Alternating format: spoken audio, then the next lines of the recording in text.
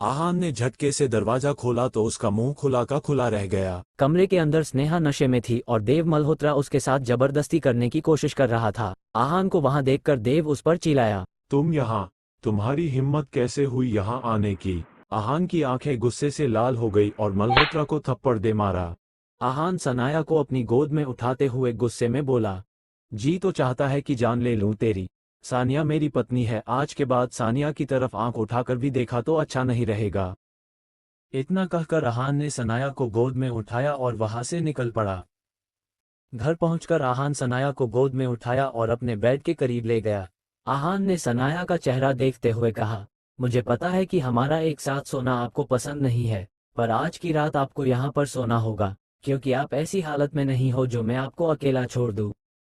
फिर आहान पास में पड़ी चटाई पर सो गया। अगली सुबह आहान जल्द ही उठ गया और आहान बाथरूम में नहाने चला गया।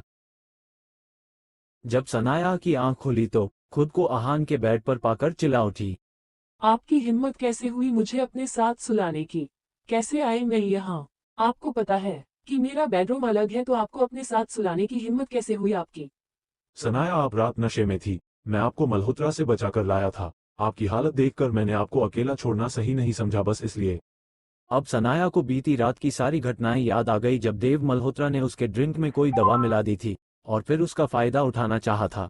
जब आहान वहां आया, यहाँ तक सनाया को याद था। उसी के बाद सनाया बेहोश हो गई थी। अब सनाया एकदम से चुप हो गई। बात को घुमाते हुए सनाया ने कहा, मुझे पता है कि रात मेरे साथ क्या हुआ था, और अगर आप ये सोचते हैं कि मेरा फायदा उठाकर आप मेरे करीब आ सकते हैं तो ये ख्याल दिमाग से निकाल दीजिए।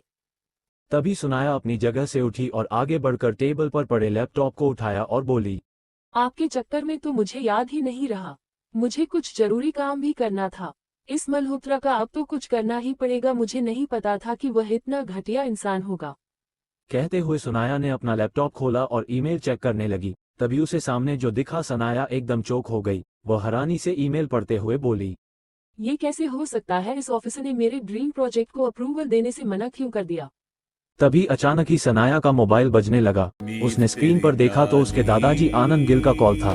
गिल कंस्ट्रक्शन कंपनी के सारे अहम फैसले वही लेते थे। सनाया फोन की तरफ ऐसे देखने लगी जैसे फोन को उठा लिया तो कयामत ही आ जाएगी। सनाया ने फोन उठाया। कुछ देर तो वह यूं ही दूसरी तरफ से बातें सुनती रही। फिर आखिर में मोबाइल उसके हाथों से छूटकर नीचे गिर गया। वह एकदम से सदमे में आ चुकी थी। आखिर क्या कहा गया फोन की दूसरी तरफ? क्या आहान और सनाया के बीच की मिटेगी दूरियां? जानने के लिए बने रहिए हिंदी कार्टून स्टोरी चैनल पर।